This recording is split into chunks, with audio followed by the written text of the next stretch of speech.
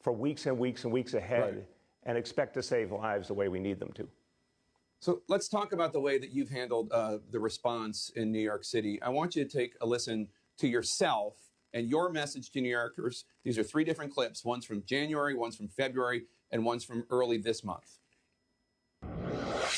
It's important to just go about your lives, continue living as you have. New Yorkers should go about our lives, continue doing what we do. This should not stop you from going about your life, should not stop you from going to Chinatown and going out to eat. We want people still to go on about their lives. We want people to rest assured that a lot is being done to protect them. That last clip was from March 13th, just about 2 weeks ago. In retrospect, is that message, at least in part, to blame for how rapidly the virus has spread across the city? You know, Jake, we should not be focusing, in my view, on anything looking back on any level of government right now. This is just about how we save lives going forward. We all were working, everybody was working with the information we had and trying, of course, to avoid panic. And at that point, for all of us, trying to keep, not only protect lives, but keep the economy and the livelihoods together, keep ensuring that people had money to pay for food and medicine. I mean, this was a very different world just a short time ago. But the bottom line is, none of us have time to look backwards. I'm trying to figure out how we get through to Sunday, next Sunday, and then what we do the week after that. And that's the only thing we should be talking about in this country. And by the way, any other place in this country that thinks this is just going to pass them by and is going to be a non-issue, it's in all 50 states now.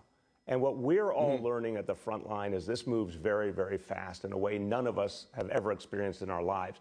So the focus has to be on getting the personnel, the ventilators, the supplies where they need to be. And then when each region of the country starts to see that improvement, the way Dr. Fauci just described to you, when you actually see the caseloads go down and you actually have the testing to know what's going on, then send those personnel, send those ventilators to the next place that needs them most. That's what we're going to have to do. And I think the military is the only part of our nation that can actually organize and engineer such a massive effort.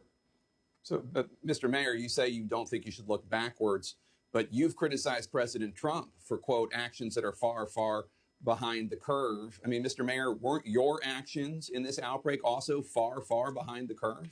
Jake, I in real time said, and this was weeks and weeks ago as it was happening, that we were not being given the testing we needed. I think the big historical point here that will be looked back on is if this country had had the testing when we needed it, this could have been a very different reality. But there's no time to go back over that. There's only time to focus on getting through the next week and the week after that. I mean, you could ask all the questions you want. They're fair, but I think the time to deal with these questions is after this war is over, because literally here in New York City, it feels like a wartime environment. I am talking to doctors, nurses, frontline public health leaders. They're literally trying to figure out what's going to happen just days from now. And they're watching an escalation, Jake, that we've never seen in our lives. The only comparison is to 100 years ago, the Spanish influenza pandemic. The only comparison in terms of our economy and our lives is to the Great Depression.